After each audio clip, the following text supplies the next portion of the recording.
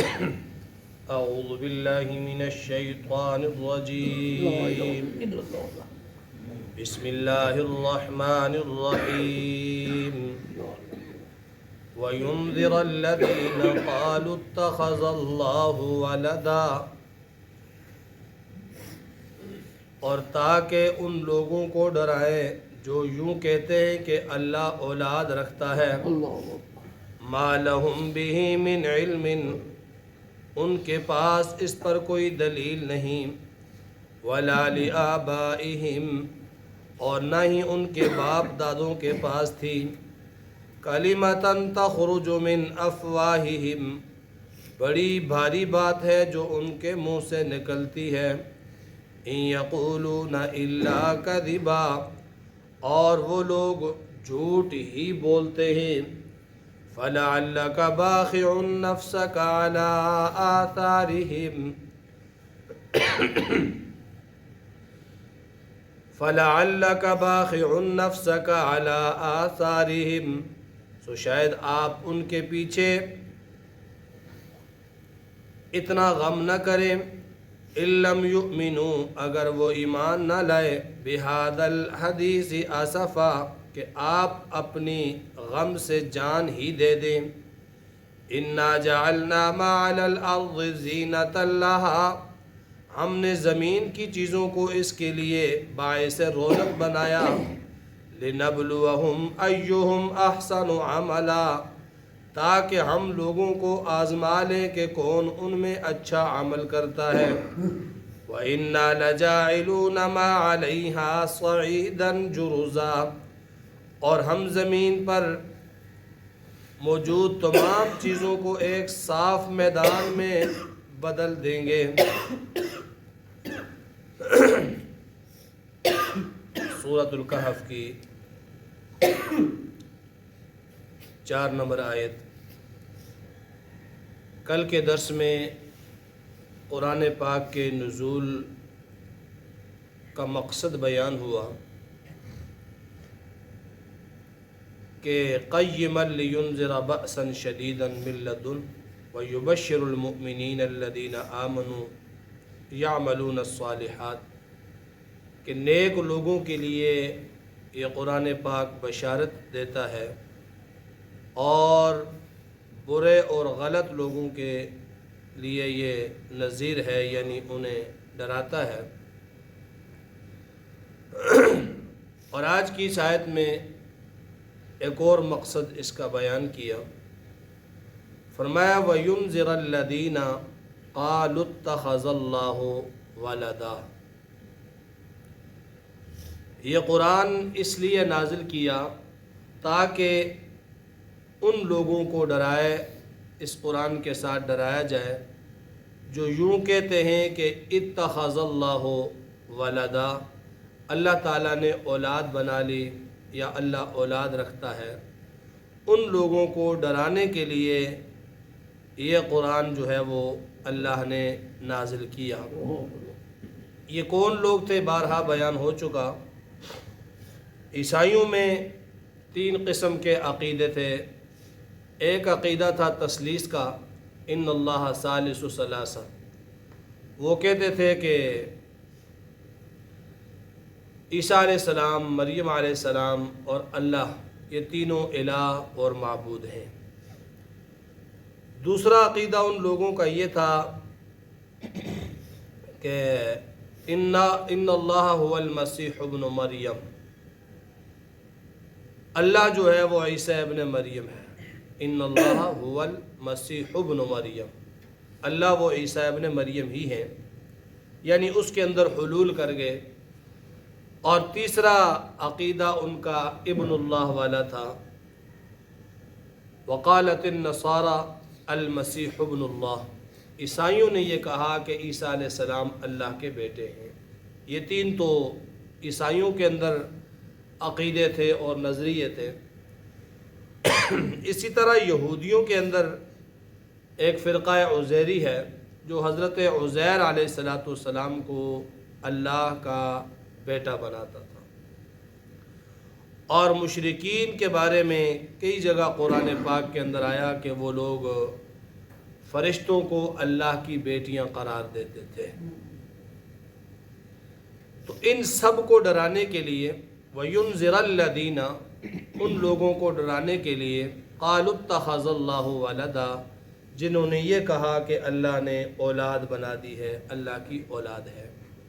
فرمایا اللہ کی کوئی اولاد نہیں ہے۔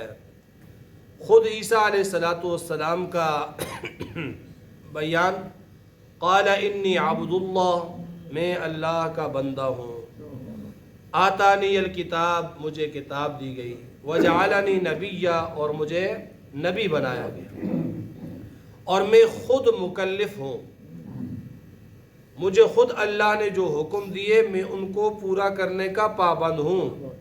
وجعلنی نبیا اینما کنت وَأَوْصَانِي بِالصَّلَاةِ وَالزَّكَاةِ مَا دُمْتُ حَيًّا، عیسیٰ علیہ السلام کی اپنی زبان مبارک کے کلمات ہیں کہ مجھے میرے رب نے حکم دیا بالصلاۃ کس کا جی؟ نماز کا، والزکاۃ زکوٰۃ کا، ما دمت حیا جب تک میں زندہ ہوں تو میں نے نماز بھی پڑھنی ہے، میں نے زکوٰۃ بھی دینی ہے۔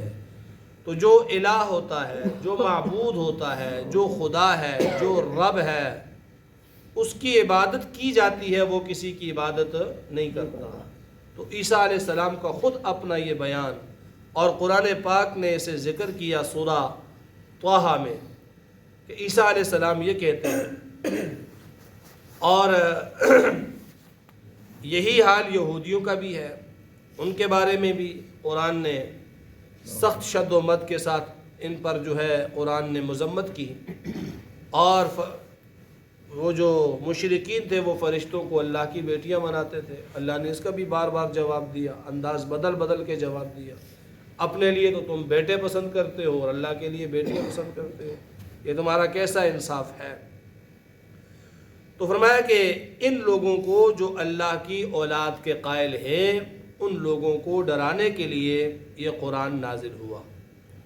اور بہت سارے لوگ ایسے بھی ہیں، یہ تو جو ہے وہ براہ راست ان لوگوں کے عقیدے قرآن نے ذکر کیے، کچھ لوگ ایسے آج بھی موجود ہیں کہ جو ان سے ہی ملتے جلتے عقیدے رکھتے ہیں، اور یہ سنا گیا، یہ بیان کیا جاتا رہتا ہے کہ اللہ تعالیٰ نے اپنے تمام اختیارات اپنے ولیوں کو دے دیے، اولیاء کو دے دیے، ولیوں کو دے دیے، اللہ نے سارے اختیارات ان کو دے دیے، اور اب جو کچھ بھی مانگنا ہے ان کے ذریعے سے مانگنا ہے۔ تو یہ بھی کیا ہے بھائی؟ غلط عقیدہ ہے، غلط نظریہ ہے۔ اللہ کے جتنے بھی ولی آئے وہ اللہ کو راضی کرتے کرتے دنیا سے چلے گئے، وہ اللہ کے سامنے روتے روتے دنیا سے چلے گئے، وہ اللہ کے سامنے سجدے کرتے کرتے دنیا سے چلے گئے۔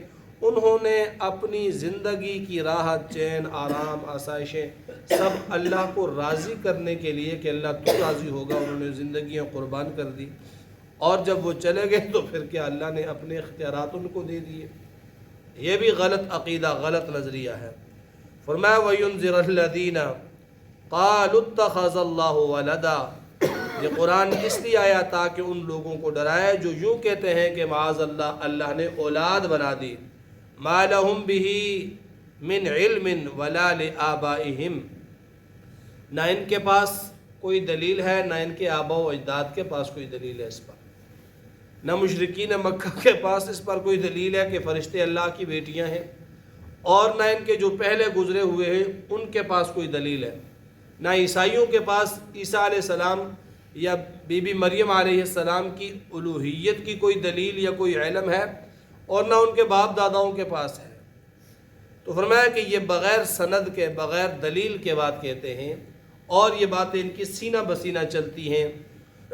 اگر اس کی حقیقت کو کھوج لگایا جائے، اگر اس کی حقیقت تک پہنچا جائے تو اس کی نہ کوئی بنیاد ہوتی ہے اور نہ ہی اس کی کوئی جو ہے وہ بحث ہوتی ہے، ایسے ہی بس وہ بات نکل گئی تو چلتی رہتی ہے، چلتی رہتی ہے۔ تو اس طرح کی جو باتیں ہیں یہ ویسے پھیلائی جاتی ہیں، یہ لوگ پھیلا دیتے ہیں جی فلاں جگہ پہ ایک ایسا آدمی ہے، اس کے ساتھ یہ کرامت ہوئی تو بس جناب وہ آگے پھر وہ چلتے چلتے چلتے چلتے کہاں سے کہاں تک پہنچ جاتی ہے، اور حقیقت کو اگر دیکھو تو وہاں کچھ بھی نہیں ہوتا ہے۔